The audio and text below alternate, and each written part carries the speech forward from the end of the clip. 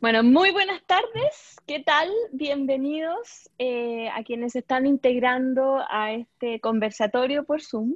Es el séptimo conversatorio de un ciclo que hemos iniciado a principios de agosto y en los que hemos estado conversando, hablando sobre los derechos sociales y este proceso constituyente, una invitación a reimaginarnos el Chile del siglo XXI. El tema de hoy tiene que ver con la vivienda, el derecho a la vivienda adecuada, cuáles son las claves, cuáles son los desafíos para este proceso constituyente que estamos viviendo desde ya.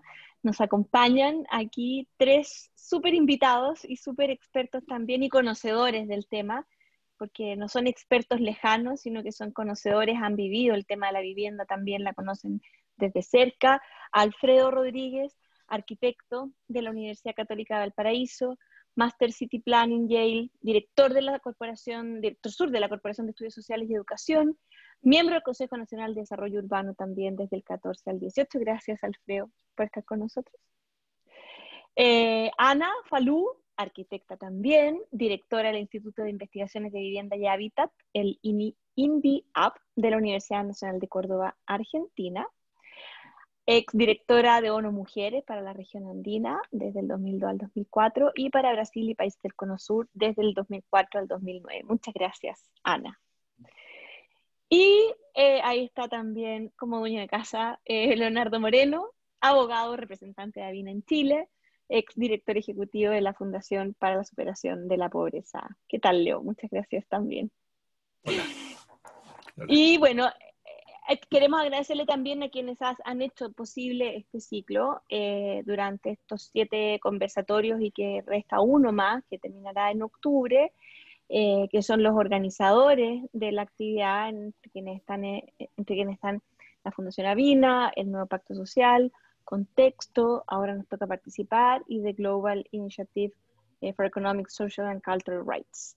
Así que muchas gracias también por hacer posible este momento en el cual podemos conversar sobre la vivienda, sobre el acceso, el derecho, sobre cómo el proceso constituyente abre una oportunidad única para pensar cómo podemos organizar ciudades más justas, que sean más equitativas, en las que haya un pleno respeto a los derechos humanos y también a sus habitantes. Y en este conversatorio, estos panelistas, Ana y sus compañeros, van a discutir sobre estos aspectos constitucionales que influyen en la configuración de estas políticas urbanas y habitacionales, y también sobre la participación ciudadana y la necesidad de reivindicar el enfoque de género para la construcción de estas ciudades.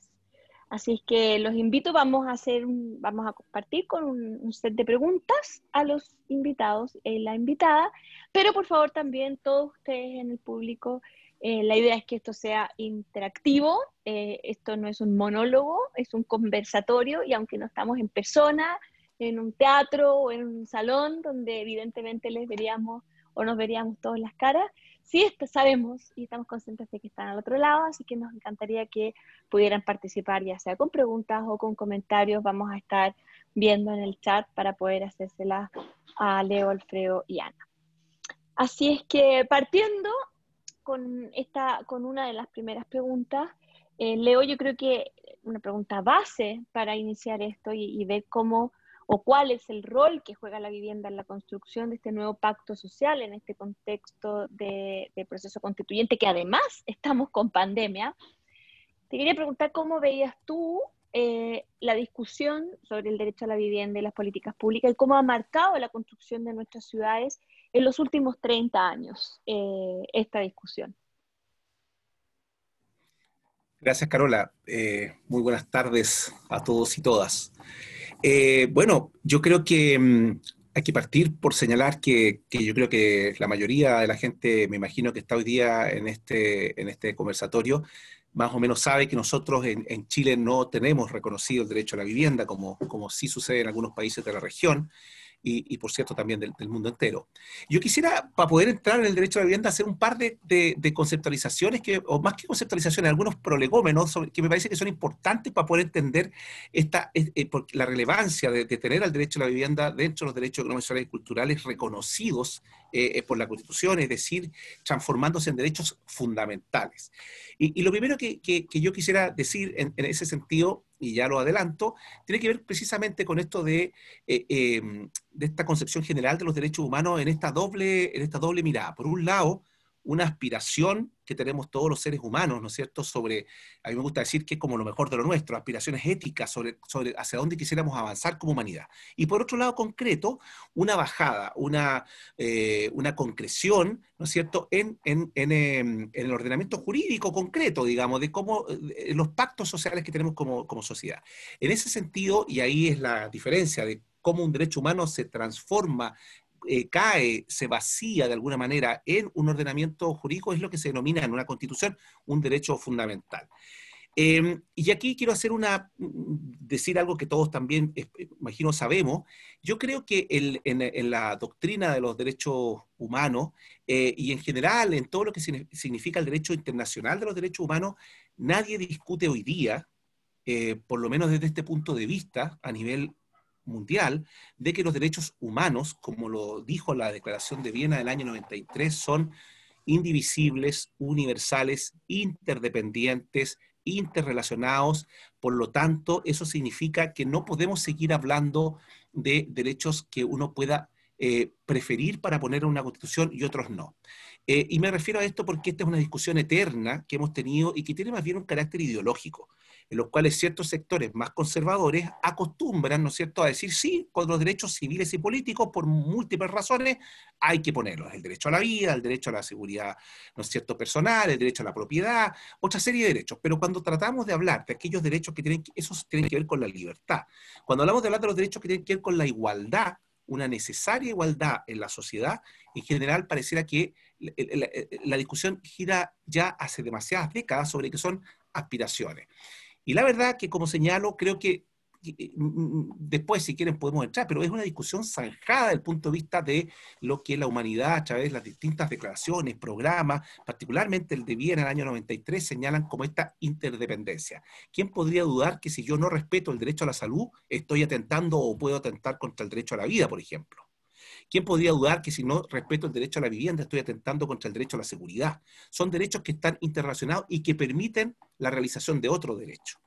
Dicho eso, creo que es importante también señalar, particularmente con el derecho a la vivienda, pero a la vivienda adecuada, pero en general con los derechos económicos, sociales y culturales, que son lo que se denominan derechos, y aquí me voy a poner un poco aburrido, de configuración legislativa. Eso, dicho de otra palabra, en otras palabras muy sencillas, significa que en general los derechos se establecen de una manera muy abstracta en los cuerpos constitucionales y después, ¿no es cierto?, tienen que bajarse en la práctica, en lo concreto, operacionalizarse en las normas, en los programas, en los presupuestos, en las instituciones. Por lo tanto, son derechos que se les entrega un contenido denominado mínimo o esencial. Y entregándoles ese derecho, ¿no es cierto?, después bajan, por eso se llaman de configuración legislativa, porque hay que configurarlos completamente después. Hay un par de cuestiones que sí son elementos claves de los derechos económicos, sociales y culturales, de los cuales forma parte el derecho a la vivienda.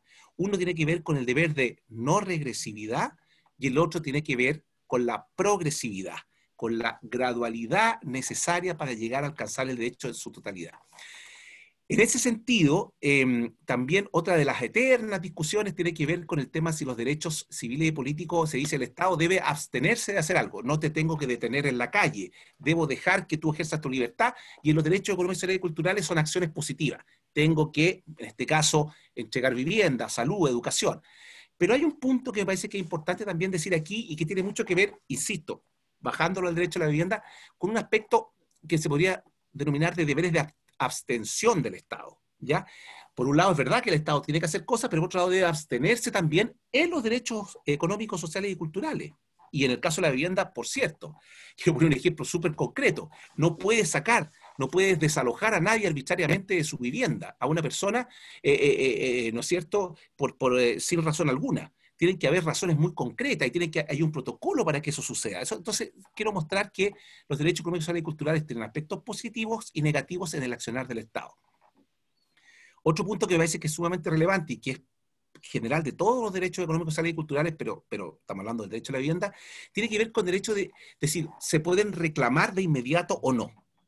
Entonces, me parece que es tremendamente interesante poder decir que, establecido la esencia de los derechos, tenemos esta obligación que dije más arriba, esta configuración legislativa para que prontamente los estados cumplan su misión.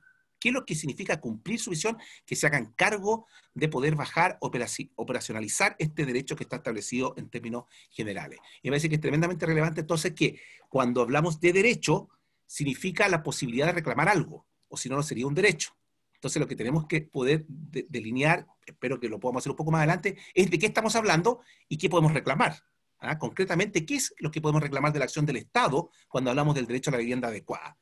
Entonces, en ese sentido, me parece que necesariamente cuando hablamos del derecho a la vivienda, nosotros vamos a bajar, y creo que Ana y Alfredo esto lo van a tocar con mucha precisión y con mucha mayor, ¿no es cierto?, capacidad que yo, es que cuando hablamos, ¿no es cierto?, del derecho a la vivienda adecuada, tenemos que hablar de urbanismo, tenemos que hablar de la ciudad.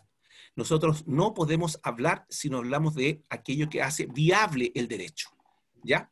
Ahora bien, tú me preguntabas por los 30 años, y yo simplemente quiero decir que me remito a lo que ha dicho el Alto Comisionado de Naciones Unidas para los Derechos Humanos, en el sentido de que nosotros, nuestra Constitución, y voy a citar textual una frase de Philip Alston, que es un relator especial de Derechos Humanos y Pobreza de Naciones Unidas, y señala que los derechos sociales en Chile no están conformes a los estándares internacionales, y los métodos previstos para su implementación son relativamente imprecisos y no habilitantes.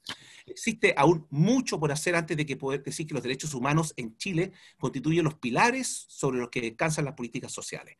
Esa es la observación que nos hace Naciones Unidas respecto a cómo están constituidos los derechos sociales en Chile en la actual Constitución.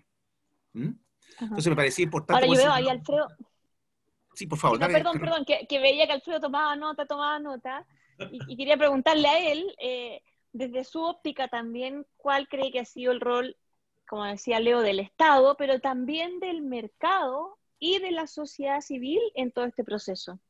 Sí, yo, respecto a eso, yo quisiera colocar 3 puntos. Un poco siguiendo a Leonardo, pero es decir, ¿qué entiendo yo por el derecho a la vivienda? Entonces, a mí me parece que ahí el primer relator especial del derecho a la vivienda, Milun Kotari, hace como 15 años, él decía que es un derecho, el derecho humano a una vivienda adecuada es el derecho de todo hombre, mujer, joven y niño a tener un lugar y una comunidad seguros en que puedan vivir en paz y dignidad. Entonces, es decir, yo encuentro muy interesante esto porque lo define en unos términos muy amplios. O sea, uno tendería a pensar, están pensando en una vivienda de 40 metros, de 50 metros, de 100 metros. No. Es decir, lo que él está hablando, primero, como ya lo dijo muy bien Leonardo, de la indivisibilidad de los derechos humanos. Entonces, y de una interrelación de ellos. Y él menciona el derecho a la alimentación, al agua, a la salud, el trabajo, la tierra, los medios de vida, la tenencia y la seguridad de las personas, así como la protección contra el trato injusto y degradante, la no discriminación, la igualdad de género. Entonces esos derechos para él forman la base en la cual se constituye el derecho a la vivienda. Entonces tal como ya decía Leonardo, es decir, tiene que ver mucho con la ciudad, con el urbanismo. No es una vivienda, es decir, porque también uno puede pensar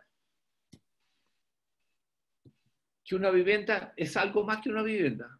Y también una vivienda es mucho menos que una vivienda. Es decir, depende de dónde esté ubicada en la ciudad. Si está ubicada, es decir, en barrios residenciales de altos ingresos, etcétera, es más que una vivienda.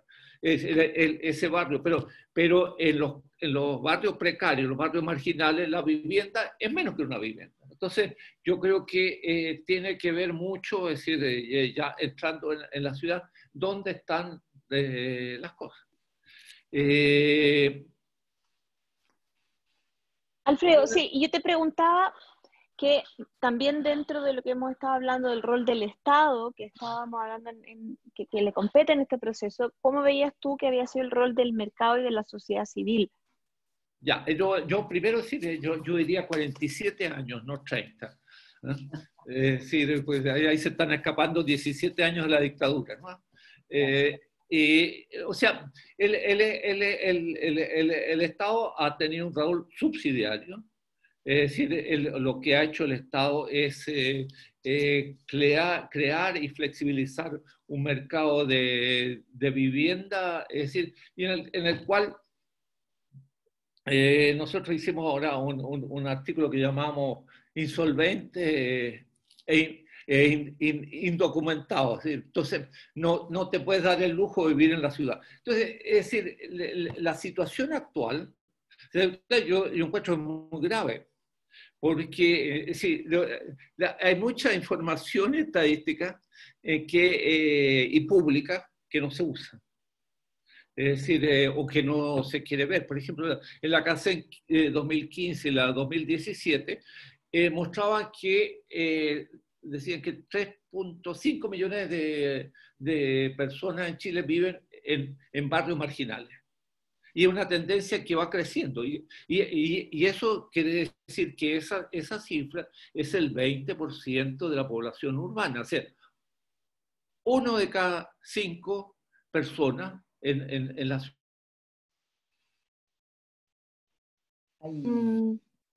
Me tinca, Alfredo estaba ahí medio débil la señal, pero ahí volviste, Alfredo. Sí, sí, No nos sí, sí. perdimos casi nada. Entonces ya hay ciudades que es bien grave. Es decir, en Santiago el 25 es 1 cada 4. En Arica y Parinacota y en Antofagasta es casi 1 de cada 3 personas de la ciudad vive en un barrio marginal. Entonces, entonces, y eso también uno tiende a asimilarlo a campamentos. Y no. Eso son áreas centrales de la ciudad en las cuales hay formas de inquilinato y un abuso respecto, es decir, a las personas en que la única posibilidad que tienen es de arrendar un cuarto o incluso en la forma más nueva de toquetos verticales. Entonces, hay un problema muy serio que no se ve. Y no se ve. Y no se ve porque, es decir, la vivienda y la ciudad no ha formado parte de la discusión política, no ha estado nunca en la agenda de los partidos. Y sobre todo, es decir, porque en los últimos 2 años, es decir, tanto con el estallido social como con la pandemia, hemos descubierto que, por ejemplo, la señora Cecilia Morel, en el estallido dice, ¿serán extraterrestres? O Maña le dice, yo no sabía que había tanto hacinamiento. Entonces, es decir, realmente y vivimos así con un sector político, es decir, en el cual, es decir, claro, se mueven por barrio, ¿cómo se llama?, hacia arriba, y no se mezclan. Entonces, yo creo que es difícil, o sea, y colocar el tema de la ciudad en la nueva constitución lo veo difícil, porque es decir, hay que convencer, es decir, aunque todos vivimos en la ciudad, si eso es lo más terrible, ¿no? Es decir, convencer al sector político dominante que este es un problema. ¿Y tú dirías que ese es el principal problema para poner el tema o para el proceso constitucional, para poder garantizar este ejercicio? Que El ejercicio de este derecho, perdón. No lo ven. Uh-huh. O sea, es decir, claro, es decir, con esta cantidad que yo te digo, si hay ciudades que 1/3, 1 de cada 3, como en Antofagasta, todo eso, es decir, entonces, porque además la ciudad es un gran negocio, muy buen negocio, ¿no? Es decir, y eso ha sido lo que ha ocurrido en estos últimos 47 años. Ana, y tú, bueno, las realidades son distintas, los problemas son similares, más similares de lo que creíamos antes, entre Argentina y Chile, pero tú conoces bien, bien lo que está pasando en Chile, pero probablemente hay algo que sí tenemos muy en común, que es inevitable con este problema, es el tema de género y el derecho, el derecho, no voy a decir la aspiración del derecho, Derecho de y las la garantía del derecho a la vivienda. Hola, Ahí, Carola, gracias. Ah, perdón. sí, Pensé que... no, la pregunta es, ¿en qué consiste? ¿Existe un enfoque de género y en qué consiste este enfoque de género cuando uno piensa en la construcción de ciudades que sean más equitativas? Bueno, gracias, Carola. Realmente un gusto. Yo quiero agradecer esta invitación a todos quienes organizan estos conversatorios y decirles que me parece muy importante estar pensando los derechos sociales o las políticas sociales en este siglo XXI, ¿no? Cambalache, diría el tango argentino.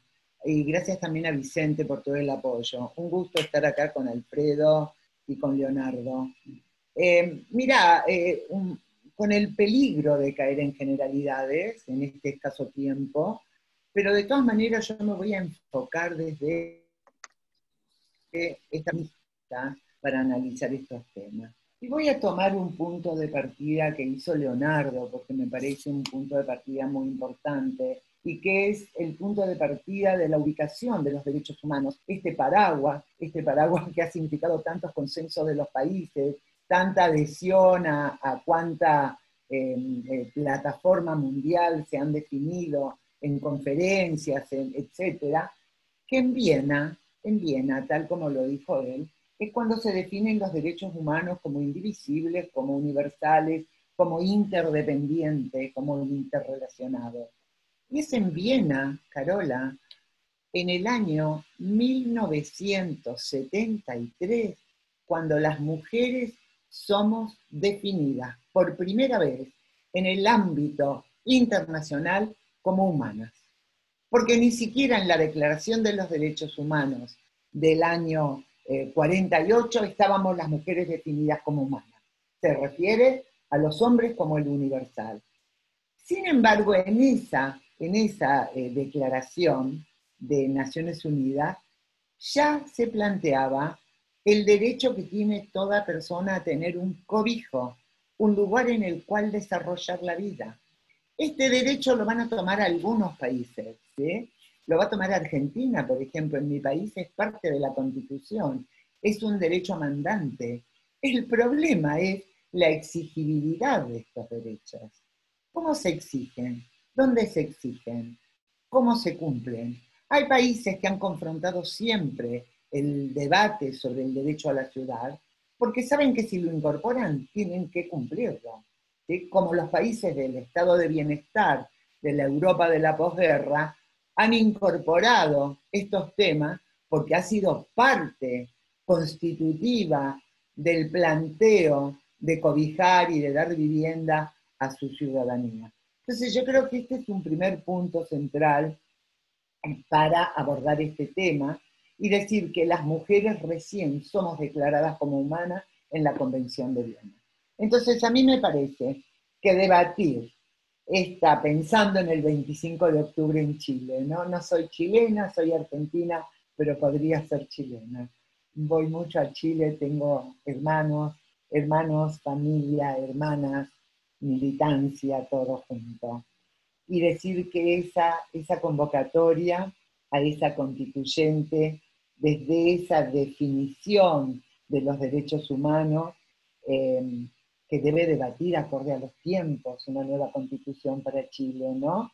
Del derecho a la educación tan reclamado por las resistencias en las calles, del derecho al trabajo, porque si no hay derecho al trabajo, ¿de qué derecho vamos a reclamar a la vida, ¿no? De todos los inherentes a nuevos pactos sociales, a la nueva época de los tiempos, y entonces el derecho de las mujeres, el derecho de las diversidades. Creo que sin la participación activa de las mujeres y la diversidad de identidades que nos atraviesan, no habrá constituyente válida. Que las mujeres por sí solas no garantizan, porque hay mujeres patriarcales, tan patriarcales o más patriarcales que muchos hombres, ¿sí? No habrá, necesitamos el enfoque de género institucionalizado, transversalizado los derechos de las mujeres y la diversidad. Y esto solo lo garantizan las feministas chilenas potentes, poderosas y bien argumentadas, los mecanismos de la participación ciudadana. Solo esas voces van a ser las que cuestionen el contenido patriarcal, el contenido que nos invade, que nos transversaliza, que es la base constitutiva de todas las discriminaciones. Entonces, es necesario incluir en la constituyente esta mirada interseccional. Y cuando decimos interseccional desde el feminismo, estamos pensando en las mujeres como esta mayoría que no necesitaría mayor explicación, somos más del 50%, pero también de los cuerpos disidentes, también de los enfoques transversales plurinacionales, antirracistas, esto que decía recién, tan lindo que lo dijo Alfredo, ¿no? De los indocumentados, de los transitorios en nuestras ciudades, de las viviendas para esos migrantes que recorren toda América Latina y más allá del Río Grande. Entonces, es decisivo avanzar en esto, en la paridad como concepto, en la paridad como concepto inherente a la democracia en la épica de los nuevos tiempos.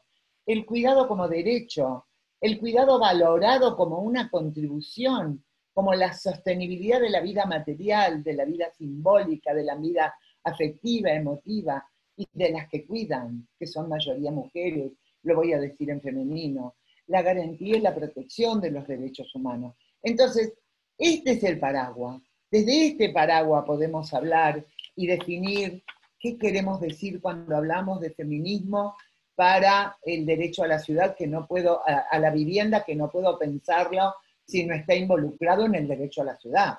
Son un par indisoluble, ¿sí? La vivienda y la ciudad. Tan es así que yo prefiero hablar de territorio más que de ciudad, porque hay fragmentos de estas ciudades nuestras que no llegan a ser ciudades. No son fragmentos de territorios urbanizados, son fragmentos de territorios ocupados y no mucho más, ¿no? Entonces, algo nos dejó esta crisis sanitaria, esta pandemia del COVID. Y algo central nos dejó, y eso es lo que venimos afirmando hace tiempo, hace décadas, desde los 70, porque en los 70 empezamos a debatir el derecho a la vivienda, ¿sí? En el Hábitat 1, en la conferencia del 76 en Vancouver, pero también en los 70, en el 75, con el Año Internacional de la Mujer, comenzamos a debatir los derechos de las mujeres, a tener derechos, como diría Hannah Arendt, ¿sí? Entonces, esta crisis sanitaria, ¿qué nos ha dejado? Nos ha dejado y nos ha puesto en evidencia, más que nunca, esto que venimos debatiendo. La vivienda como central para la vida humana, el lugar de la reproducción social. Y en esta América Latina nuestra, en donde la crisis ambiental, ya vimos la quema de la Amazonía, estamos viendo acá en Córdoba, donde yo vivo, los incendios, una crisis ambiental, una crisis habitacional, una crisis profunda, que es una crisis de valores democráticos, en ese ejercicio de ese paraguas de derechos humanos a los cuales tanto se comprometen nuestros estados, nuestros gobiernos, y tan poco cumplen, tampoco los hacen exigibles. Entonces, no solo se evidenció la crisis de vivienda, la crisis habitacional, esta pandemia tuvo lugar en los aglomerados urbanos fundamentalmente, en las ciudades, en las grandes ciudades.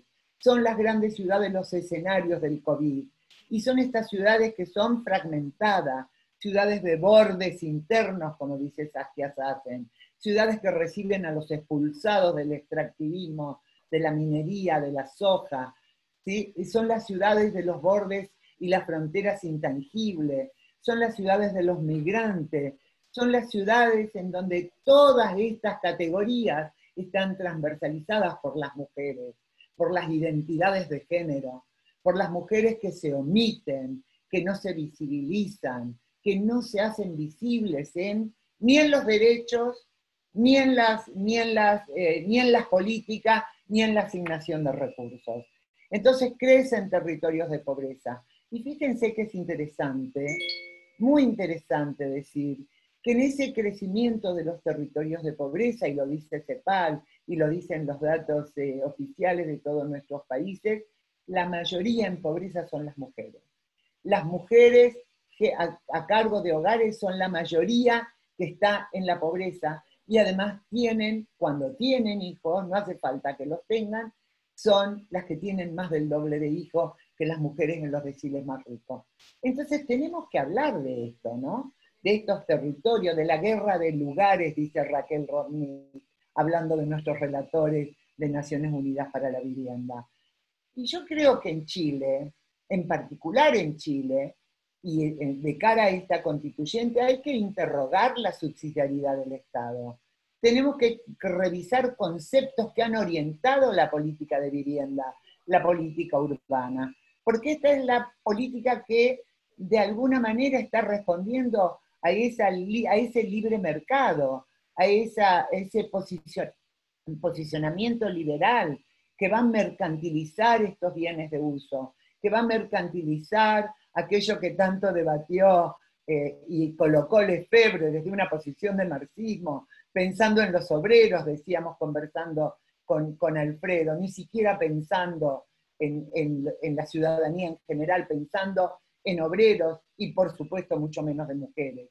O Harvey cuando habla de la ciudad, del derecho a la ciudad como una quimera. Entonces, realmente tenemos que revisitar estos conceptos. Tenemos que pensar a qué modelo de desarrollo responden y cómo se incorpora esta diversidad de la sociedad, cómo se incorpora a las mujeres, cómo se incorpora a la población LGTBIQ, cómo se incorpora a las diversidades raciales, étnicas, etcétera, que nos atraviesan, ¿no? Yo creo que es muy importante, déjame cerrar esto, porque creo que es muy importante debatir esto, porque ya hemos visto que las ciudades, y Alfredo Rodríguez y Ana Sugrañez escribieron hace bastante ya un libro de los con techo, las ciudades se han extendido con techos, con viviendas y con barrios que viven en carencias de desarrollos urbanos. Y esto está afectando particularmente a esas mujeres en pobreza. Entonces tenemos que debatir esto. ¿Cuáles son los síntomas? ¿Cuáles son las condiciones? Y a mí me gustaría desarrollar un poquito más en esto, porque ya sabemos que las mujeres y los hombres tienen y experimentan su convivencia en las ciudades de maneras muy distintas, y que esa vivencia de las ciudades, esa vivencia de las viviendas, de los barrios, de estas distintas escalas, va a ser distinta según lo que les toque vivir y actuar según sean varones, mujeres o esa diversidad que nos atraviesa. Entonces, creo que estos puntos son puntos de partida para este debate que hoy, este intercambio que estamos teniendo, ¿no? Conocer la demanda, no solo por sexo, mucho más que por sexo, ¿sí? Conocer la demanda y ver de qué manera esa oferta suple, completa, responde a esa demanda de la diversidad. ¿Sí? Ana, y pensando después de este diagnóstico Claro. o invitación a hacer el diagnóstico y a este conocimiento, como dices tú, de la demanda, y pensando en el momento en el que estamos tan a puertas de esta votación el 25, quería preguntarle a Alfredo, porque delante hablamos un poco de los obstáculos, algunos tú decías que era que la élite no ve lo que hoy describe con poesía Ana, pareciera ser que hay un sector que no la ve, no sabe que existe esa realidad, pero Pero también tampoco ve sabemos, las mujeres, Carola. ajá, Tampoco ve a la diversidad.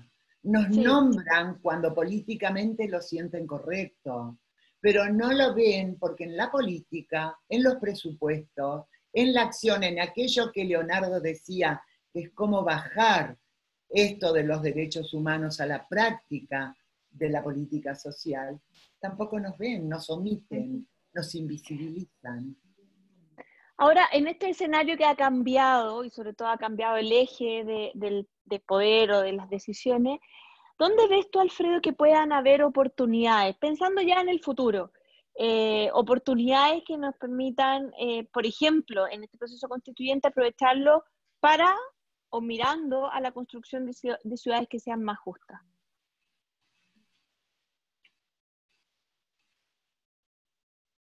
Alfredo, está tu micrófono muteado. No, yo creo que en este periodo constituyente y en todos los debates posibles y en todas las reuniones, o sea, lo que hay que colocar es el tema.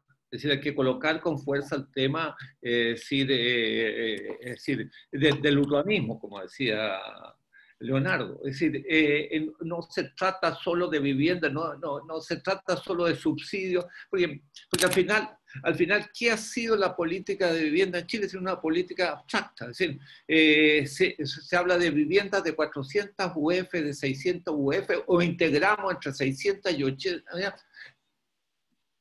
Y además, ¿qué son las UF? Un índice. O sea, estamos hablando, es decir, de abstracciones, porque no está la calidad, no está la ubicación, no están las personas, no está la adecuación, etcétera, etcétera. Entonces, y está ausente, es decir, el lugar donde ocurre todo esto que es la ciudad. Entonces, yo creo que lo más que hay que hacer es debatir, colocar los temas, es decir, y además, es decir, yo creo que en estos momentos, es decir, de la pandemia, ha sido muy interesante, es decir, como la respuesta, es decir, que ha habido en las poblaciones más afectadas. Es decir, porque lo que hemos tenido es una política de vivienda individual, y la respuesta que ha salido por la cual la gente vive es una respuesta colectiva, es decir, las ollas comunes, el cuidado por barrio. Entonces, esta idea de la vivienda como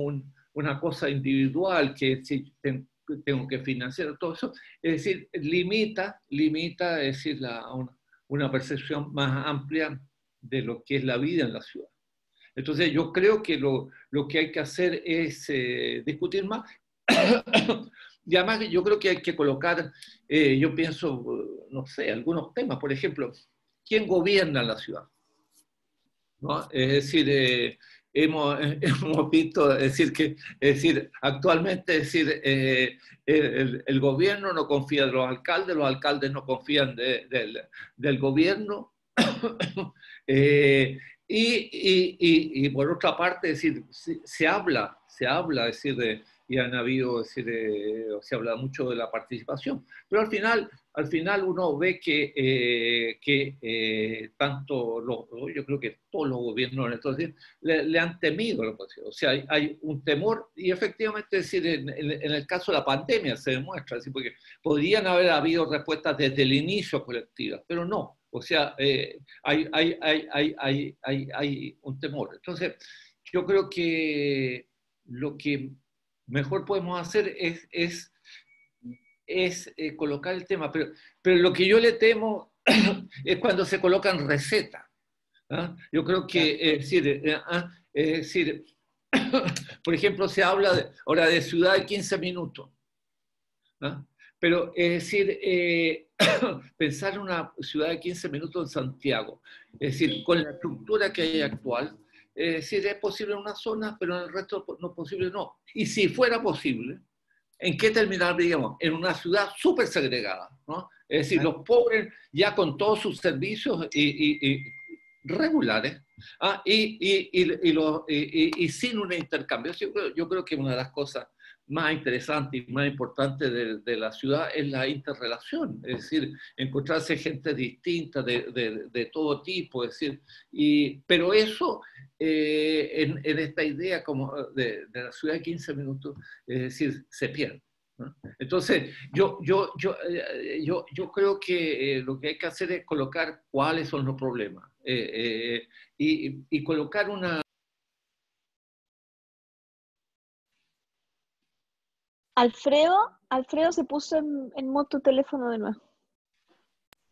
Si uno mira todas las respuestas que han habido, es decir, respecto a la pandemia, te demuestran que se actúa sobre una realidad que no se conoce. Uh-huh. Es decir, la ciudad es mucho más hacinada, pero el problema es que no se usa información pública disponible. O sea, se hacen políticas públicas sin la información pública disponible. Es decir, tú entras a la información del Ministerio de Vivienda, pinchas un botón y te sale cuáles son las zonas más asignadas, todo. Eso está. Eso está. ¿Ah? O, claro, o se piensa resolver un problema de comunicaciones con 5G. Hay un excelente estudio ahí del Colegio de Ingenieros de Chile en que muestra que hay 9 millones de personas que no tienen internet en la casa. Entonces se está hablando, es decir, solo de un sector, o sea, de cómo vive un sector de la población que es el que hace las políticas.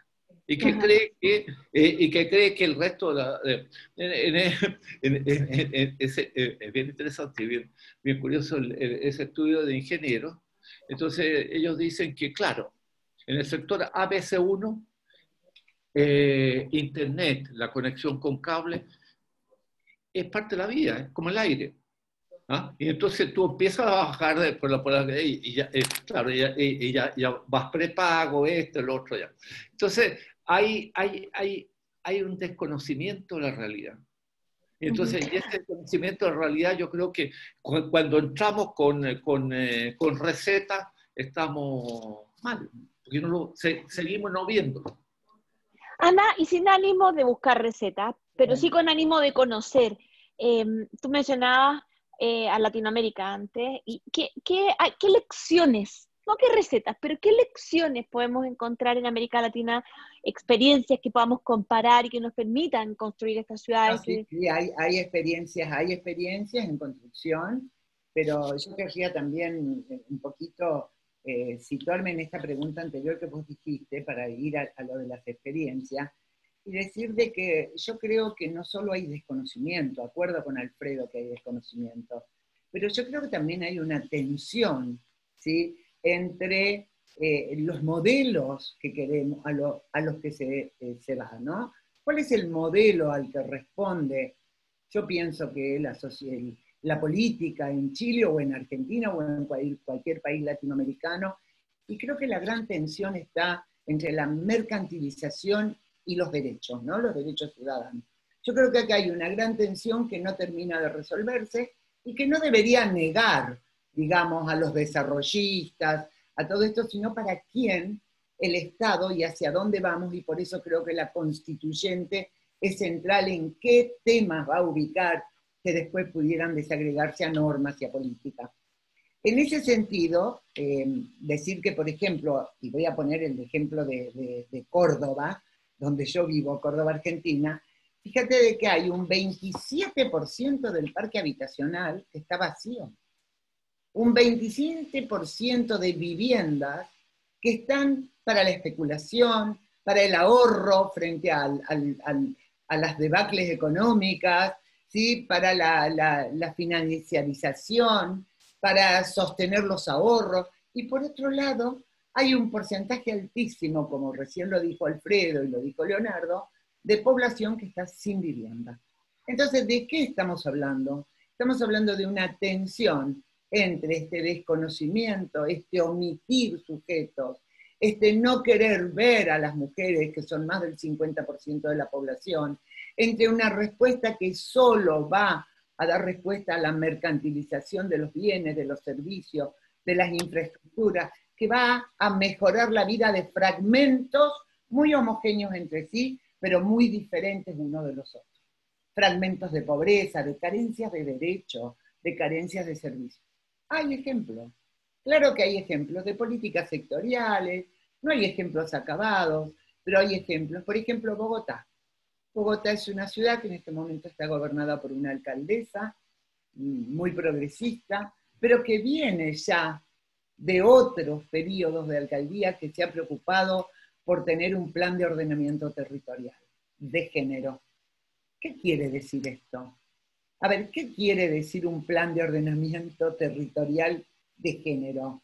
Feminista, la ciudad feminista, el urbanismo feminista, poner la desigualdad en el centro de la agenda.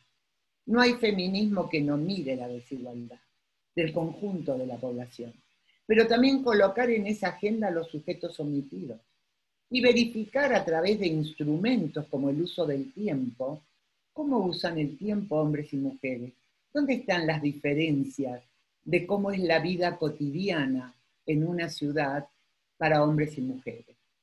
Recién Alfredo interpelaba la ciudad de 15 minutos. Yo estoy de acuerdo con Alfredo. No me imagino pensar en Buenos Aires o en Córdoba la ciudad de 15 minutos, porque sería la ciudad de los fragmentos aún más desiguales. Habría unos 15 minutos estupendos para algunos y unos 15 minutos de carencias para otros. ¿Por qué? Porque no se está tomando en cuenta, y yo creo que acá quisiera hacer un punto, por ejemplo, el transporte en México, el Viajemos Seguras de México. Los programas que ha hecho la Intendencia de Montevideo, de la mano de una feminista en desarrollo urbano, ¿sí? La expropiación de todas las fincas abandonadas con toda una reglamentación, todo edificio abandonado por más de 15, 20 años, vamos a ver en qué función social le damos. ¿Cómo va a albergar, por ejemplo, a las mujeres que sufren violencia y que necesitan moverse de un día para el otro? Y que el Estado no le brinda este servicio. ¿Cómo tenemos? Y estos serían síntomas, ¿no? Los síntomas que provoca la falta de vivienda, o el hacinamiento, o la precarización. Entonces, estas políticas existen, hay ejemplos interesantes. Habría que hacer un catálogo de estos ejemplos, no quiere decir copiarlos, quiere decir inspirarnos para cada realidad, ¿no? Y yo creo que hay que interpelarlos, ¿sabes cómo, Caro? Desde la creatividad. ¿Necesitamos realmente responder a la vivienda en propiedad como única forma de tenencia segura de la vivienda? ¿Por qué los países más desarrollados, los países que han transitado, aunque sea como dice Piketty, la nube del estado de bienestar, son países en donde la mayoría de la gente vive en vivienda de alquiler?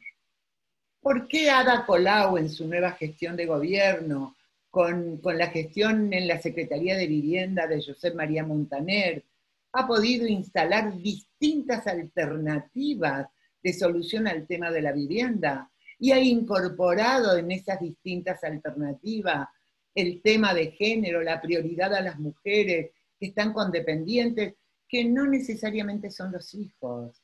Porque eso responde a una política maternal que tenemos que interpelar, que tiene que responder a todo lo que fue mujer en el desarrollo, ¿sí? A la maternidad de las políticas. No, hay muchas mujeres que tienen dependientes a cargo y que no tienen hijos.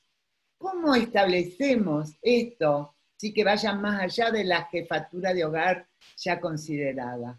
Entonces, me parece que hay que interpelar estas políticas, hay que interpelar las formas de la propiedad, porque a lo mejor, como decía el otro día Valentina Saavedra de la Universidad de Chile, en un conversatorio que compartimos, a lo mejor esta relación entre propiedad, ¿sí?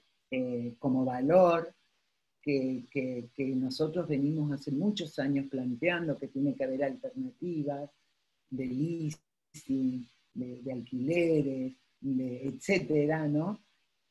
Tiene que ver también con este concepto de propietario como fundante de un modelo capitalista y patriarcal, y que tiene también que ver con este concepto de propietario de los cuerpos, lo que Rita Segato define como la dueñidad, que va más allá de la desigualdad, ¿no?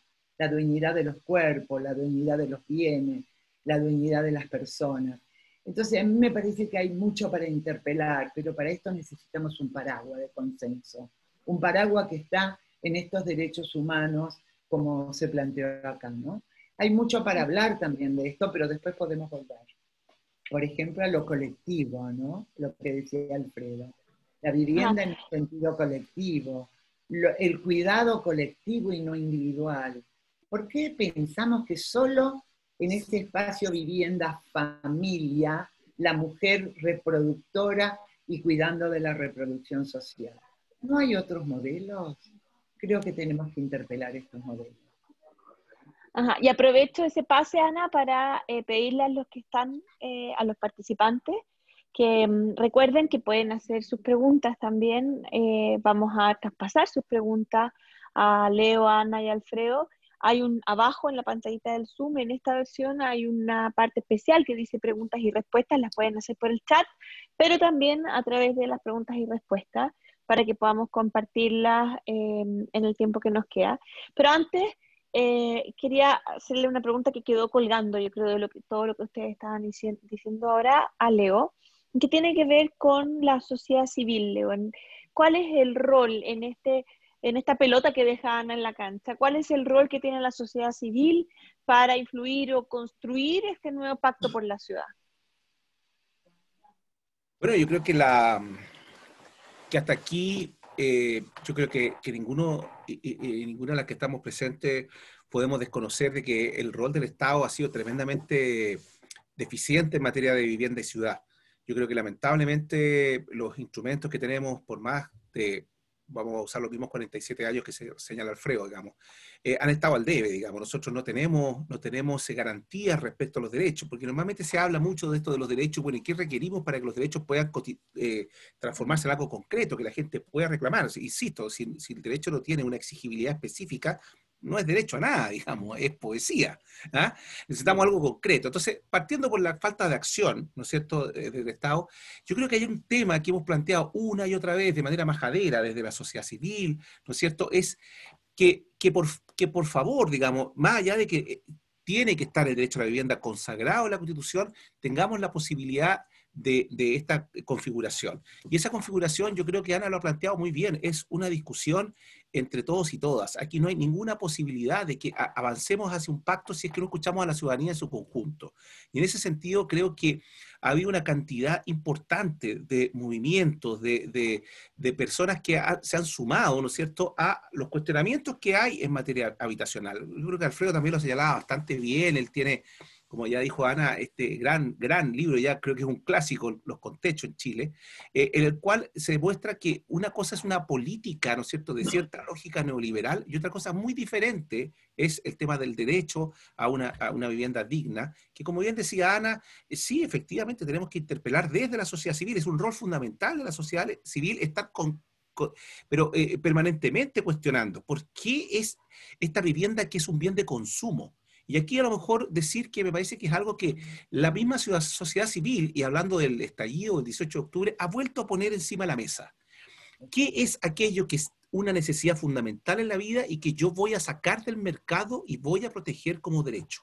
Yo creo que esa pregunta que ha sido puesta por la ciudadanía. Esto no es una pregunta que haya estado en la discusión política, esto no es una pregunta que haya estado constantemente señalada, ¿no es cierto?, por el Estado, mucho menos por el sector privado. Nosotros tenemos que ser capaces de interpelar con densidad conceptual, con densidad también de vida, así que hay mucha experiencia acumulada respecto a qué significa una necesidad fundamental en la vida, qué significa proteger esa necesidad como un derecho, ¿no es cierto?, y no como un bien de mercado. Yo creo que en Chile, por lo menos, esto nos pasó ya con la educación. De alguna manera nos ha pasado con la salud, ¿no es cierto? Y hoy día tenemos la necesidad urgente de poder entender la vivienda, como la señaló, ¿no es cierto? Y como brillantemente y tan humanamente la definió Milan Kotari, que después se toma en la observación número 4, en fin, de qué significa una vivienda digna, que es mucho más que el bien de consumo casa. ¿Ah? Y que se entiende muy re mal, pues yo creo que Ana lo dice muy bien, si finalmente los grandes países más industrializados han sido mucho más creativos, o sea, aquí el derecho a la vivienda, y creo que nosotros como sociedad civil tenemos mucho que aportar ahí, tenemos que mostrar experiencias que han surgido. Creo que hoy día Chile tímidamente ha empezado a avanzar en materia, ¿no es cierto?, de arriendo, de lo que se denomina en el derecho a la vivienda la asequibilidad, que es la ayuda del Estado, que no es lo mismo que un subsidio. Porque como que se nos ha metido en la cabeza, ¿no es cierto?, en una lavadora, de que la única forma de obtener vivienda o la única forma de ejercer el derecho a la vivienda es obtenerla mediante propiedad, cosa que es francamente absurda, sobre todo en un país como el nuestro. Entonces, más bien, creo que la sociedad civil tenemos que entrar en esta discusión y tenemos que ser capaces de poner este tema en la Convención Constitucional, espero que no sea mixta, y que finalmente seamos capaces de instalar estos temas y hacer este seguimiento, porque no basta solamente con el tema constitucional, tenemos que ser capaces como sociedad civil de seguir hacia adelante. Los años posteriores a la instalación de una nueva constitución son tremendamente relevantes, porque es la única manera en la cual vamos a establecer las garantías que requiere un derecho normativo, institucional, programático, financiero. Esas cuestiones son claves. Y también aquí yo creo que la sociedad civil tiene un rol re importante con el sector privado. El sector privado como proveedor, como ¿no es cierto?, de este bien de consumo. Yo creo que el sector privado tiene que pararse de una manera distinta en este tema, totalmente diferente. Yo creo que hay atisbos, hay esfuerzos, ¿no es cierto?, por algunos sectores, al menos dentro del sector privado, de decir, nosotros tenemos que insistir en eso. Tenemos que insistir y tratar de colocar este tema de una manera absolutamente central. Yo creo que lo que ha planteado también Ana respecto a una ciudad, ¿no es cierto?, con enfoque de género, es algo que, si uno no lo plantea con fuerza, tampoco es algo que vaya a quedar instalado, digamos. Y esas son las cuestiones que creo que la sociedad civil tenemos un rol fundamental hoy día. También ya lo dijeron los dos. Nosotros estamos acostumbrados a resolver nuestras necesidades más básicas individualmente. Aquí no hay políticas públicas comunitarias, no hay políticas públicas colectivas, eso no existe en Chile. Como vigas maestras de nuestro esquema social no existe ninguna. A lo más uno podría dar algunos ejemplos que son algunos atisbos, pero como una matriz, ¿no es cierto?, como una viga maestra de nuestra política no existe. Ese también es un tema que nosotros tenemos que ser capaces de poner, particularmente a partir de lo que la gente ha podido trabajar en sus comunidades. Leo, de hecho, esto ha generado muchas reacciones de las personas que están viendo, ¿no? Preguntan, por ejemplo, si se puede instalar este derecho a la vivienda digna, sobre todo en un modelo neoliberal como el chileno, donde la ciudad está mercantilizada, o si se puede concebir el derecho a la vivienda sin el derecho al trabajo, o si dependen uno del otro. O, y esta es una pregunta que te hago frontal y directa, ¿cuáles serían las ventajas o desventajas entre consagrar el derecho a la vivienda en esta nueva constitución o el derecho a la ciudad? ¿Cuál es la ventaja y desventaja de uno y otro? Bueno, La pregunta se la hago a los tres, ¿ah? Sí, aquí seguramente vamos a tener algunas diferencias. Es más entretenido. En ese sentido, yo me declaro mucho más pragmático y creo que el derecho a la vivienda hoy día está totalmente inundado de una concepción del derecho a la ciudad. Desde el punto de vista de lo que la Constitución y el proceso chileno, creo yo, puedo estar equivocado, soporta, es precisamente que nosotros nos hagamos cargo de lo que son las obligaciones que Chile ha suscrito. Desde esa perspectiva, el derecho a la vivienda adecuada, inundado del derecho a la ciudad, es algo que podemos instalar. Me entran dudas si somos capaces de instalar el derecho a la ciudad como un concepto y como un derecho fundamental, porque no está consagrado a nivel internacional. Sin embargo, quiero insistir, cuando uno analiza el derecho a la vivienda, analiza cada uno de lo que se denomina la esencia del derecho, sí está presente. El punto está en la labor que viene posteriormente de que nosotros, vuelvo a insistir en los 4 temas, normativa, institucional, programática y financieramente, seamos capaces de instalar. Pero ya también lo dije, es imposible pensar en el derecho a la ciudad, de la vivienda adecuada, si no tenemos y no pensamos en el derecho de la ciudad, del urbanismo, etcétera, etcétera. Yo creo que esa labor le corresponde más a estos elementos de garantía del derecho establecidos a nivel constitucional. Ana estaba ahí pidiendo tiempo para opinar también. No, agrego, mirá, yo creo que el derecho a la ciudad es un tema complejo.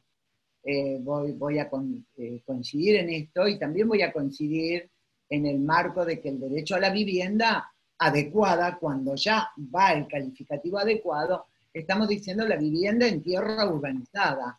Y entonces estamos hablando, lo dicen los derechos económicos, sociales y jurídicos de Naciones Unidas cuando establecen los 8 puntos. La tenencia segura, la asequibilidad, los servicios y la infraestructura, la localización.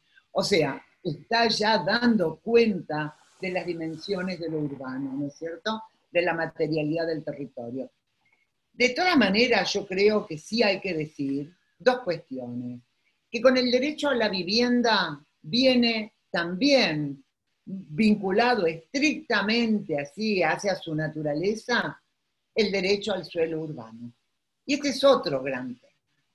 Este es el gran tema, pienso yo, ¿no?, que va a tener que ver con los servicios, con la cercanía, con la ciudad de 15 minutos o de 20, con las infraestructuras, con la extensión urbana o no, con la especulación del suelo urbano.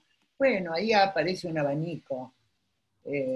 Ahí tienen ustedes en Chile mucha gente, hay un profesor de mi maestría acá en Córdoba, que no soy más directora del instituto, soy directora de una maestría ahora, pero sigo en el instituto, que es Francisco Sabatini, que aborda todos estos temas. Ustedes tienen, como dice Alfredo, conocimiento impresionante acumulado en Chile, en las universidades, en los investigadores, sobre la importancia de lo que esto define, el suelo urbano, la calidad del suelo urbano, la distancia, y esto está, a ver, es intrínseco al urbanismo feminista.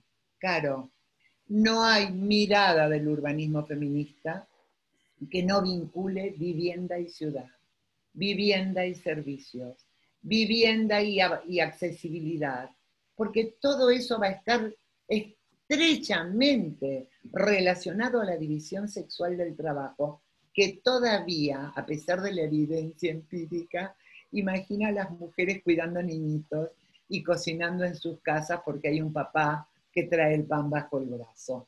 Entonces, los cuidados colectivos, comunitarios, del Estado, privado, ¿dónde se ubican en el territorio?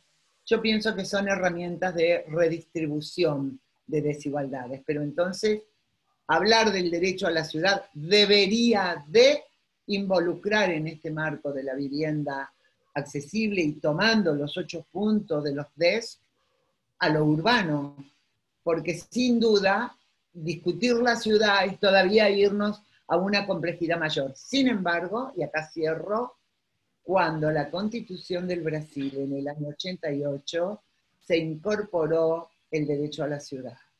Y eso permitió el Estatuto de la Ciudad.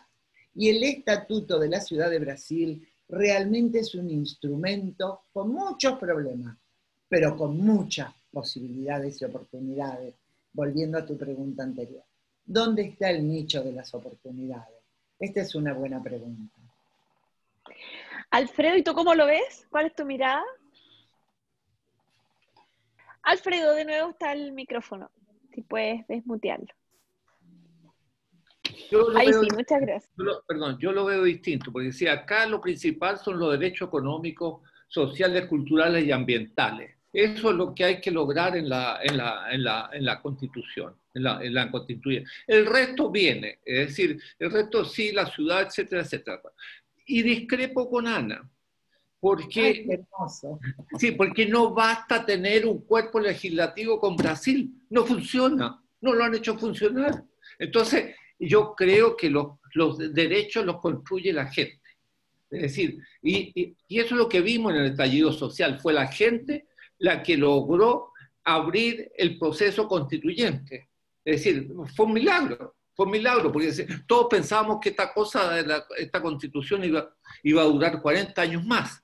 Pero, es decir, si no logramos, es decir, que si la gente se movilice, es decir, y que exprese sus problemas, ¿no? Entonces las cosas no ocurren, ¿no? Así porque, es decir, nos gustaría que, pero es decir, los poderes fácticos y todos esos están ahí.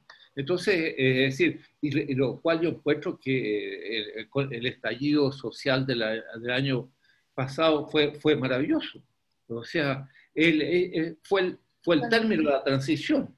Hemos tenido una transición de 30 años, ¿no? Es decir, y recién ocurre, pero ocurre por la movilización popular.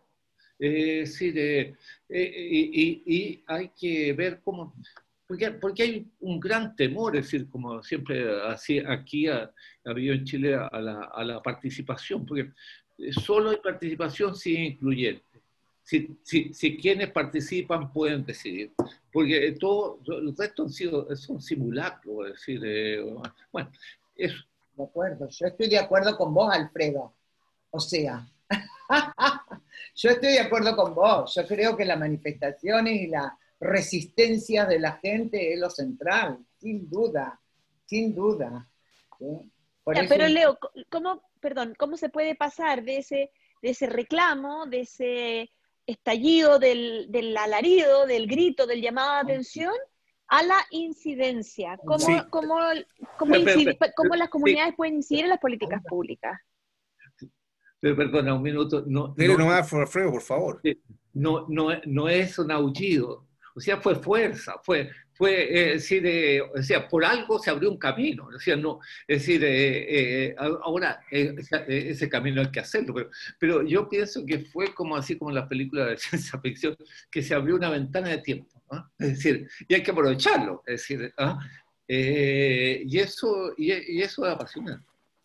Sí, bueno, yo comparto, pero entiendo la pregunta, Carola, porque yo creo que lo que ha estado presente, yo creo que en definitiva, cuando uno analiza más socialmente el fenómeno, es verdad de que todos hemos reclamado, se ha dicho tanto esto de que no son 30 pesos, son 30 años, pero efectivamente la sociedad chilena está mucho más enojada, manifestando una molestia, pero todavía con muy poca capacidad de propuesta. Nos faltan las propuestas. Pero yo coincido en esa parte con Alfredo de que tenemos que abrir esa posibilidad, esa ventana de tiempo, como dice él. Y creo que la única manera es que nosotros hagamos del proceso constituyente un proceso tremendamente participativo. Yo creo que nosotros no podemos caer nuevamente en cuatro paredes, en lo que se ha denominado muy malamente la cocina, ¿no es cierto?, donde todo se arregla en los mismos de siempre, y yo creo que lo que pasa esta vez tiene que haber es un gran comedor, donde quepamos todos y todas, donde lamentablemente hay mucha gente que siempre ha quedado debajo de la mesa, siempre. Entonces, yo creo que tenemos todos y todas los que hemos tenido alguna posibilidad de influir o estamos en una posición de privilegio en la sociedad, de permitir que efectivamente se abra esta discusión, porque en la medida en que se abra esta discusión puede pasar, ¿no es cierto?, podemos pasar más allá del reclamo o de una legítima molestia a una necesaria capacidad de influencia. Yo quería decir dos, tres cosas, Carola, que yo creo que ha salido en esto, porque aquí siempre nos quedamos a veces arriba. Yo creo que hay una persona en el chat que decía respecto, ustedes hablan del arriendo, dice, pero ¿qué pasa si los arrendatarios quedamos sujetos a que el arrendador tiene? Claro, es que estamos acostumbrados a vivirlo así. Pero cuando uno mira, por ejemplo, esto que se llaman los elementos de la esencia del derecho a la vivienda, los gastos soportables, ¿no es cierto? Uno entiende por qué en Europa, que pareciera que no estamos hablando, no sé, de Norcorea, hay precios máximos de los arriendos. ¿Por qué en Europa hoy día las sociedades le colocan límites al Airbnb?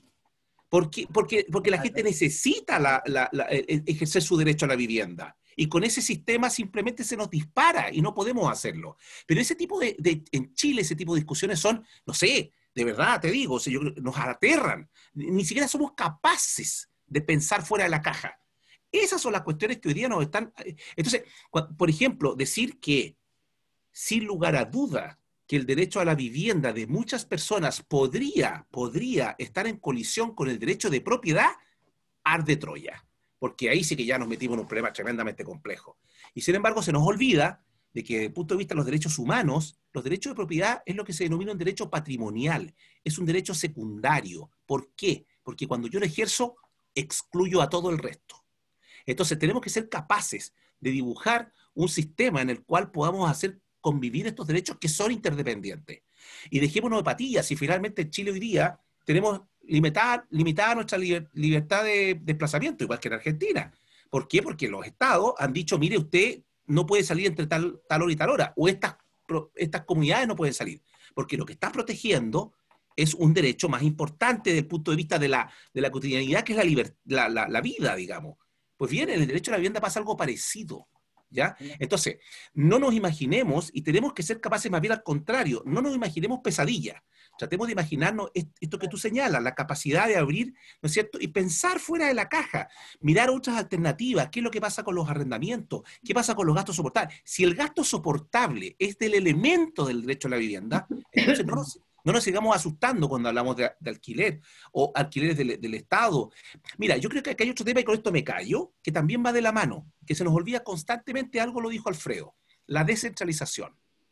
Nosotros no podemos entender el derecho a la vivienda adecuada sin una adecuada descentralización. Si no somos capaces de poner en práctica un elemento central de los derechos humanos, que es la adaptabilidad territorial, la adaptabilidad de género, la adaptabilidad de los territorios, no estamos haciéndonos cargo de lo que es la esencia del derecho a la vivienda digna. Y aquí el tema de la descentralización en Chile creo que es un tema central en la discusión que viene, absolutamente central. Medio raro esto de hablar de descentralizar y decir que es central, pero bueno, eso es. Gracias, Leo. Quiero repetir o transmitir algunas preguntas del público. Por ejemplo, Tatiana Torres dice, y le pregunta a cualquiera de los panelistas, si frente a una posible consagración constitucional del derecho a la vivienda, conjunto con un fuerte actuar de las políticas públicas que adopte el Estado de Chile al respecto, ¿qué consecuencias podría tener esto desde el punto de vista de la exigencia mediante recursos judiciales y las expectativas de las personas?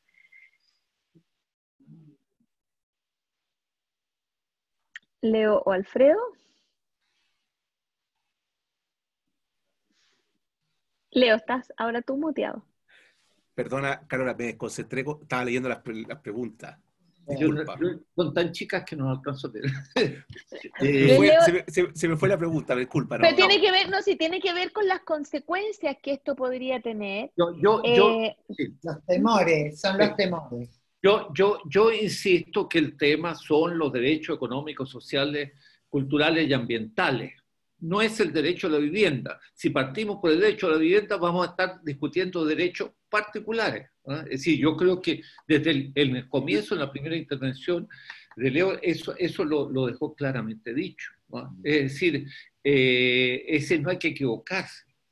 Es decir, En realidad, Alfredo, el derecho a la vivienda es la política, ¿no? Es lo que partió diciendo Leonardo, me parece, ¿no? Que cuando vos tenés un paraguas, como son los derechos económicos, sociales, ambientales, este paraguas de los DES, vos podés desagregar y bajar a la práctica de la política, de la asignación presupuestaria, etcétera, normar, ¿sí?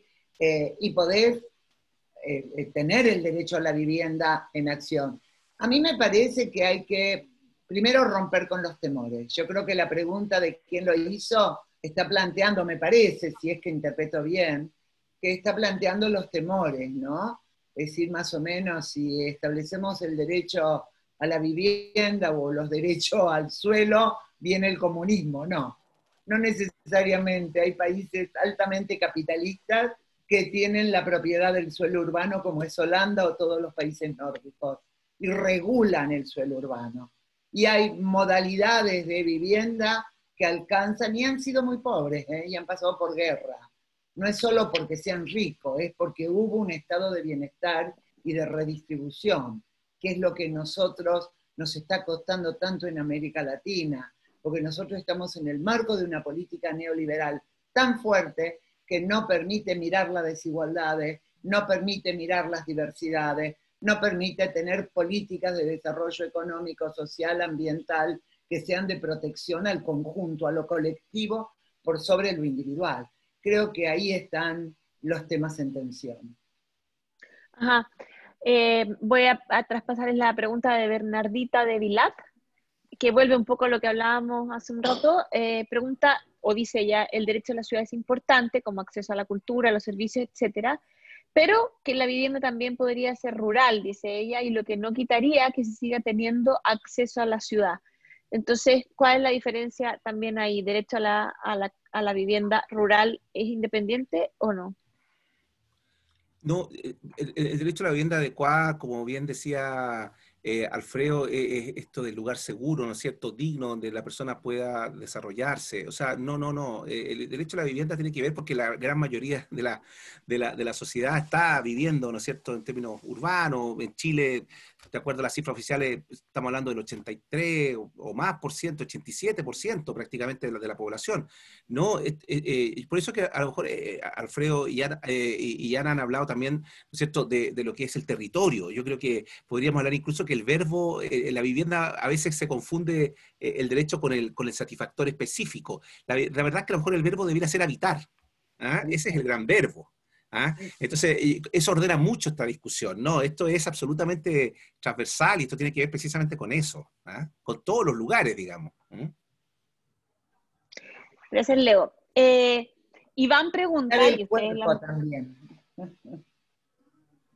Ustedes han mencionado varias veces el modelo neoliberal y la influencia del mercado, y entonces Iván Gorky dice, las inmobiliarias juegan un rol fundamental en la concepción y el uso del suelo, y les pregunta cómo se les puede regular. siempre hay posibilidad de regulación.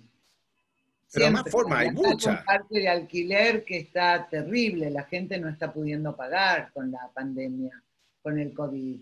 Un mercado de alquiler, pero además de subarrendaciones. A ver, subarrendatarios, arrendatario de la pieza en el barrio de la informalidad, a los hoteles de inquilinos, donde la población trans, travesti, LGTBI se ubica fundamentalmente porque no consiguen tener esa garantía o que les otorguen. Digo, hay tantos matices en eso, ¿no? Pero se puede regular. Todo es regulable, todo es monitoreable. Falta la voluntad política para eso. Y No, los intereses en juego, me parece a mí. pero yo creo que hay que volver un poco en la historia, porque o sea, esta situación habitacional que está ocurriendo en Santiago es bien parecida a la que ocurría en los años 20, en el periodo 20-30, y ahí hay que recordar que en el caso de Chile hubo una gran huelga de arrendatarios, es decir, en todo el país, ¿no? Y también la forma de reaccionar, es decir, o sea, si uno mira así a los años 30 y mira hacia acá ahora, vas a ver cómo nos hemos retrasado. Porque en el caso de ahí, en los años 30, si había un lugar donde había abuso habitacional, y subarriendo, pero es decir, de la forma, es decir, miserable. Es decir, ahora se puede y se hace un desalojo. En los años 30 se expropiaba al propietario y no se botaba a la gente a la calle. Entonces, es decir, se puede. Es decir, como decía Leonardo, se puede de muchas formas. Yo creo que otra forma de limitar esto, porque parece que se nos olvida, es que nosotros tuvimos una hecatombe, ¿no es cierto?, a finales de los 70, comienzos de los 80, cuando el suelo urbano se declara un bien no prescindible, o sea, prescindible, digamos, y donde no es un bien escaso. Y eso hizo que, en definitiva, ¿qué es lo que se está jugando? Porque la pregunta tiene que ver con eso, digamos, o sea, es con la plusvalía, en fin. Si nosotros vivimos en comunidad, y yo quiero volver sobre esto, evidentemente que la libertad de emprender y todas esas cosas existen y tienen que coincidir, etcétera, etcétera. Pero yo no puedo lucrar frente a una necesidad humana fundamental, como es precisamente un lugar donde poder vivir dignamente. Puedo lucrar con la construcción, por supuesto, lucra con la construcción si no hay ningún problema, pero tiene que ir de la mano del respeto, ¿no es cierto?, de esos derechos. Y aquí lo que hemos visto, pensemos, por ejemplo, en que aquí este es un aprovechamiento ya simplemente grosero de lo que ha pasado. En Estación Central, estos guetos verticales. ¿Qué son esos guetos verticales, por favor? Así que no estamos hablando aquí de la posibilidad de la empresa privada de poder construir vivienda, no, aquí estamos hablando simplemente, ¿no es cierto?, de cuestiones que son inaceptables desde el punto de vista humano, de poder vivir dignamente. ¿De qué estamos hablando? O sea, si cuando nos ponemos en esa lógica, entonces alguien me podría decir, no, pues si todos tenemos derecho de ganar dinero, ¿no es cierto?, no es culpa mía que me regulen. Por supuesto, pues, esto lo que necesita es regulación, esto lo que necesita es un acuerdo social sobre qué es lo que vamos a aceptar o no cuando estamos hablando de esas necesidades tan básicas de la población. Así que no nos imaginemos que estamos hablando de cosas tan dramáticas como dice Ana, no, mira, aquí se vino, no sé, Norcorea nuevamente, no sé. No, estamos hablando de cuestiones que permitan una convivencia razonable, humana, entre nosotros, digamos. Y eso es lo que no tenemos. Nuestras comunidades, si ustedes miran los planos que se han formado respecto al COVID, por ejemplo, ¿dónde se respeta y dónde no se respeta las cuarentenas? ¿Dónde está la movilidad? ¿Dónde está? Donde la gente tiene que salir a trabajar porque tiene trabajos informales. Mira qué casualidad, está superpuesto donde están las viviendas para pobres. Mira qué casualidad, donde está el peor transporte. Mira qué casualidad, donde está la peor seguridad. Mira qué casualidad, donde además, ¿no es cierto?, tenemos los mayores índices de contagios y de muertes. Esa cuestión tiene un solo nombre, eso se llama desigualdad. Es una acumulación inmerecida de desventajas. Y en este caso, habitantes de ciudades. Entonces, ese es el gran problema que tenemos. No somos capaces de poder entender que libertad e igualdad son cuestiones y solidaridad son cuestiones que tienen que ir de la mano. Y eso es la gran esquizofrenia que tenemos en la cabeza de querer decir que los derechos humanos son los derechos civiles y políticos, y estos son meras declaraciones casi poéticas, cuando forman un todo. Ese es el gran tema que vamos a tener que discutir en la constituyente. Voy ahora a transmitir la pregunta de Ana Fernández, que tiene que ver con lo que estaban comentando recién. Dice, respecto al acceso a la vivienda a través de la propiedad, ella pregunta, aquellos países donde la ciudadanía siente garantizada su tenencia en alquiler, tienen realidades socioeconómicas con un estado social muy fuerte, y aún así, dice ella, en las últimas décadas el proceso de inquilinización se agrava en las grandes ciudades, generando una grave tensión entre propietarios e inquilinos. Entonces, en lugares donde apenas existe el Estado social o está muy débil, ¿cuál sería la alternativa? Si la experiencia que hasta hoy muestra que no ser propietario condena a una eterna inseguridad en la tenencia, ¿cuál sería la alternativa? Mira, yo creo que una alternativa interesante, dicho muy cortito, es la que, mira si hay una sociedad en donde se pensa el alquiler como en Barcelona. Es un muy buen ejemplo, ¿sí? Porque es una sociedad en donde el turismo ha gentrificado y ha realmente, de alguna manera, en este extractivismo urbano generado, en donde la vivienda es un commodity para el intercambio, como lo es el suelo urbano una commodity, muchas personas se veían obligados a dejar sus viviendas. Y se han generado proyectos de viviendas colectivas en terrenos que compra el municipio o terrenos municipales con préstamos del Estado, y la gente paga como si pagara una menor que el alquiler promedio, porque está normado, está arreglado obviamente, menos que el alquiler promedio, está asegurado que tienen apoyo técnico de los grandes grupos y escritorios o cooperativas de arquitectos y arquitectas, y se generan viviendas colectivas en altura, con servicios pensados en clave de colectivo, de cuidado infantil, de lugar hasta para cuidar las plantas. Claro que hay alternativas, pero vuelvo a insistir, tiene que haber lo que dice Alfredo, que estoy de acuerdo, no sé por qué disentimos, yo no disiento, digo que es la fuerza del reclamo, las fuerzas de la resistencia. Yo estuve en Chile en noviembre y estuve en la Plaza Italia, en la Plaza de la Resistencia, impresionante. Las asambleas, las voces de las asambleas autoconvocadas, ¿sí? Pero también tiene que existir la voluntad de los que deciden la política, y los técnicos y las técnicas también. Porque en ese sentido sí yo creo que está el conocimiento, está la información, pero también hay una suerte de desconocimiento que se junta, ¿no? De manera contradictoria. Sí, De no poder ver esta complejidad, este caleidoscopio que la pandemia nos pone en evidencia, ¿sí? De fragmentos, de contradicciones, de diversidades que hay que atender. Entonces, a mí me parece que hay alternativas, hay muchas, muchas más. Estoy hablando de una, ¿sí? Pero yo creo, yo creo que una de las cosas que hay que tomar en cuenta, yo creo que estamos en un nuevo momento de un antes y un después, ¿no? En el año 90 estuvimos en eso y perdimos, ¿no? Es decir, lo que fue la participación se disolvió, ¿no? Entonces, yo creo que esa lección, y volviendo a, como decía Leonardo, decir, hay que seguir discutiendo, hay que seguir eso, y no hay hay que evitar de todas maneras que esto termine una discusión en un cuarto cerrado. Ese ya sería terrible.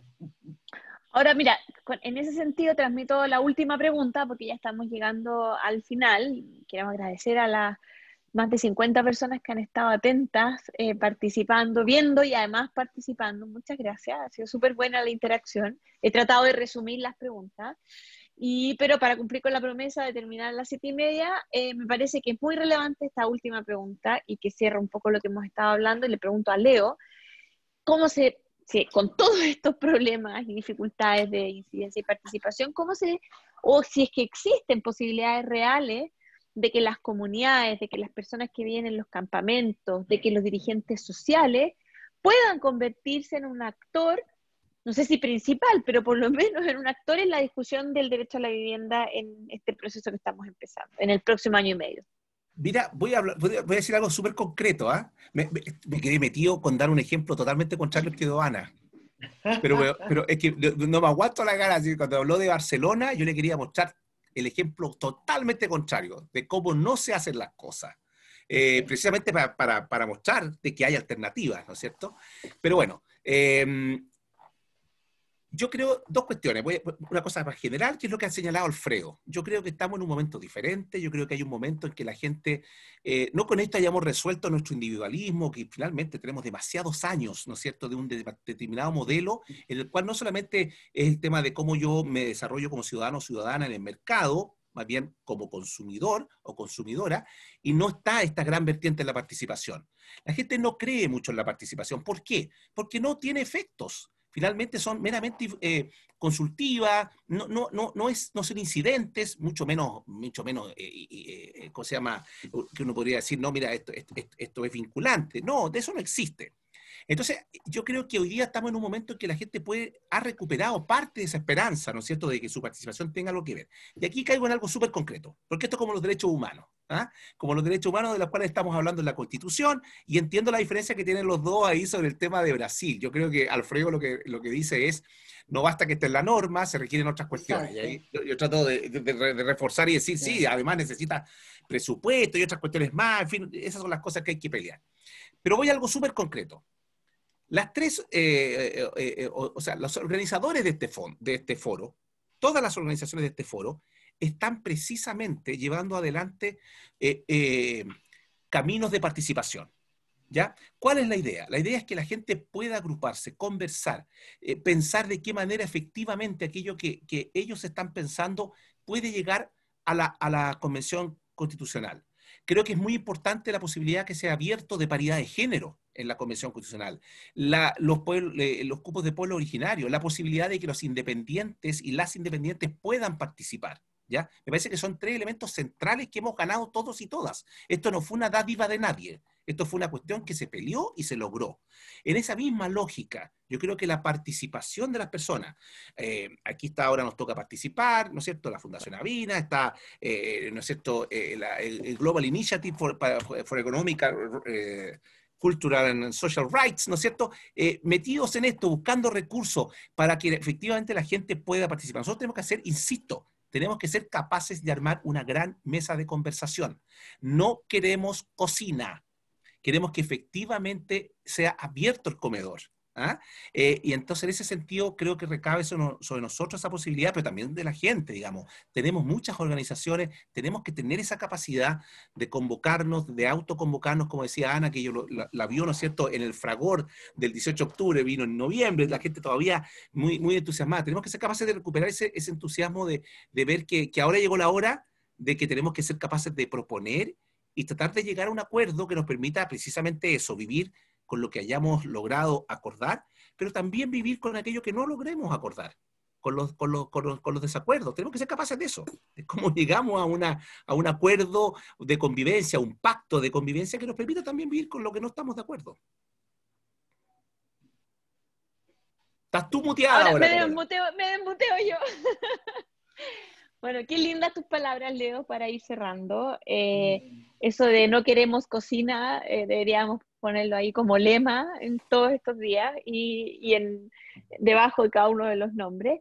Les quiero agradecer infinitamente a Alfredo, a Ana, a Leonardo. Me voy a tomar de las palabras, fíjate, de Marta Cerda. Mira qué lindo, ella no hace una pregunta, sino que un comentario, y la quiero transmitir. Dice que está junto a su madre y su nieta, les da las gracias, y dice, quizá ustedes no alcanzan a dimensionar la trascendencia que nos genera aprendizajes significativos, a aprender de los conocimientos de ustedes, de tan destacados académicos que comparten sus legados intelectuales. Pone ella hashtag Nueva Constitución para Chile, hashtag Convención Constitucional, y yo agrego hashtag No Queremos Cocina.